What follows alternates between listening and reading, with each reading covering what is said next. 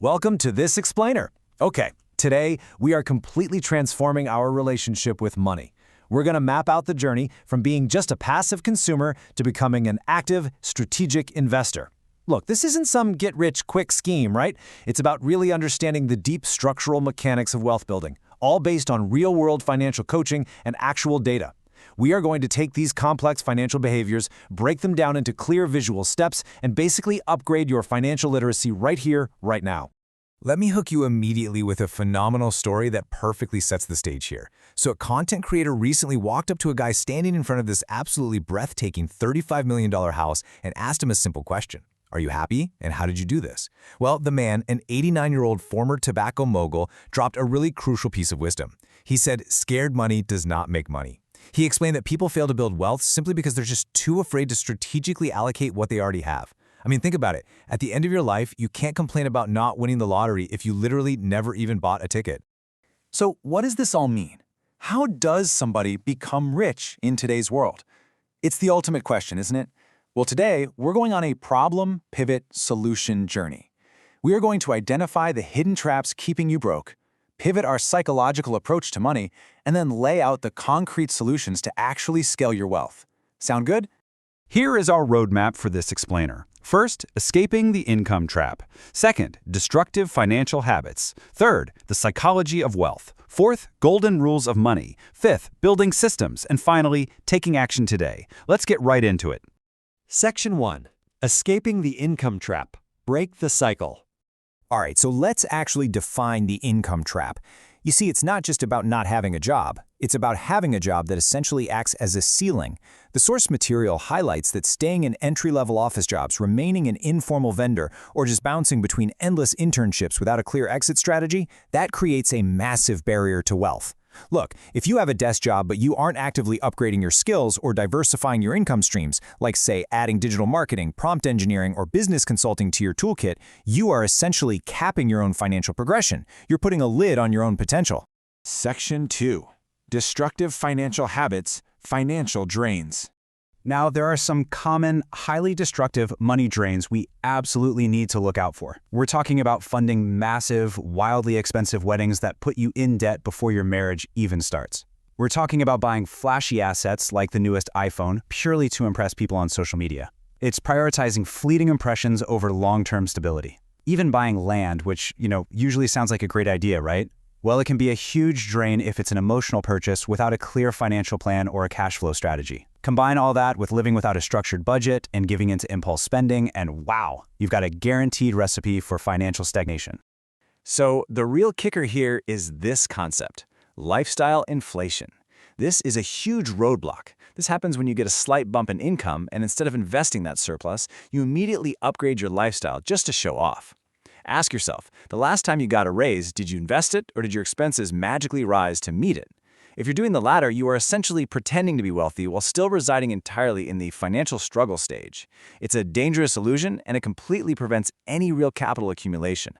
Section 3. The psychology of wealth. Pivot your mindset. Okay, there is a profound rule of money tracking you absolutely need to know. If money does not have an assignment, it disappears. Let that sink in.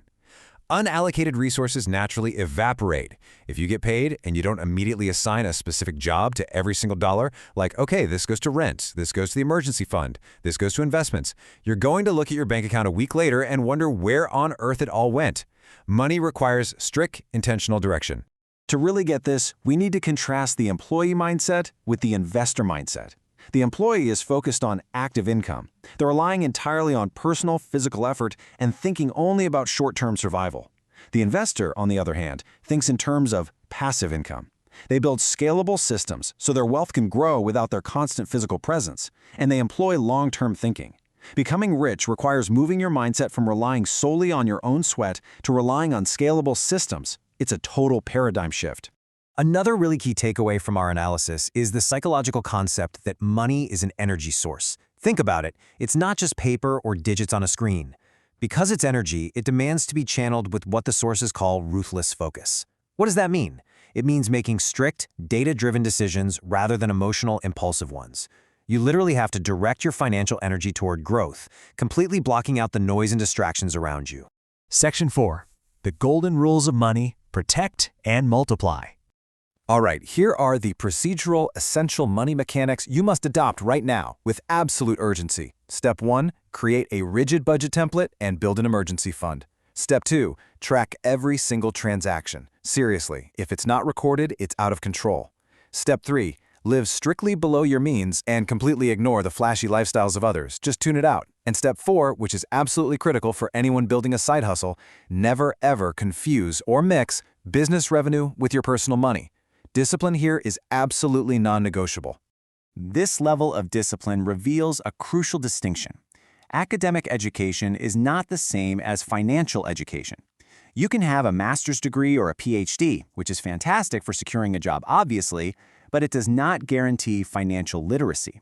Financial education requires you to actively study the behavior, the psychology, and the systems of managing money. You have to study how money behaves in the real world, outside the classroom. Section 5. Investing and Building Systems. Grow your wealth. Let's actually break down the mechanics of asset returns. It's like a giant puzzle.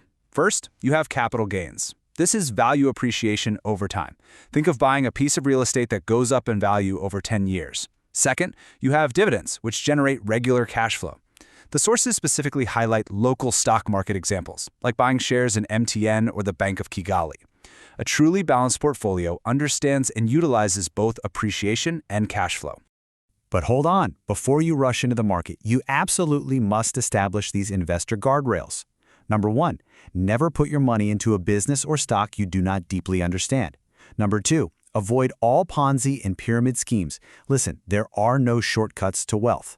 Number 3, focus on cash-flowing assets instead of buying heavy liabilities that require constant maintenance, like luxury cars. And finally, always rely on data and statistics to make your choices. Keep your emotions entirely out of the equation. Now, there is a profound rule of personal development based around the number 5. It goes like this. You will be the exact same person in 5 years except for 2 things: the books you read and the people you allow into your life. You simply cannot build scalable wealth if you are surrounded by poor financial circles. You must intentionally curate your business partners and your friendships. In this game, one highly strategic friend is worth way more than 1,000 casual acquaintances. Section 6. Taking action today. Start right now. Let's bring it back to the 89-year-old mogul we met at the beginning of this explainer. When he was asked what his final piece of advice would be for the younger generation, he didn't just talk about money. He talked about time. Life has gone by so fast, he said. Don't wait. Start now because you're already getting old. Wow. It is a stark, powerful reminder that the clock is absolutely ticking on your financial journey. You know, the biggest myth keeping people broke is the illusion of the perfect time. People say, oh, I'll start budgeting when I make more money, or I'll invest when the market is better. Let me tell you, there is no perfect time. You have to stop delaying your financial education. Stop comparing your journey to the filtered, fake lives you see online, and start taking aggressive, disciplined action exactly where you are today. So here's the ultimate question you have to answer for yourself right now. Will you remain a passive consumer, just letting your income slip through your fingers on fleeting impressions, or will you channel your energy, establish ruthless focus, and start building scalable wealth today? The roadmap is right in front of you. Now, it's your move.